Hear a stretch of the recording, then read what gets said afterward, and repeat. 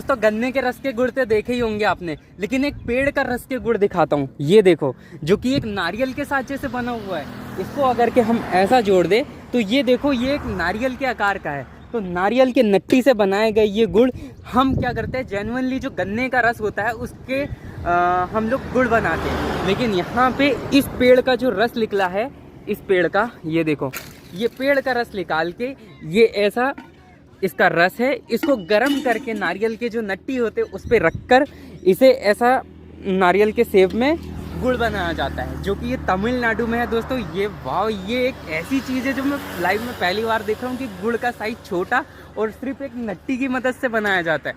तो दोस्तों ये एक नया एक्सपीरियंस देखने को मिल चुका है। और मैं कर रहा हूँ संपूर्ण भारत यात्रा, छिंदवाड़ा ज़िले से हूँ, तो इस वक्त मैं जा रहा हूँ कन्याकुमारी। तो मेरी इस यात्रा को देखने के लिए मुझे फॉलो ज़रूर कर लेना। तो ये देख लो लास्ट बार नट्टी के। हर हर महादेव।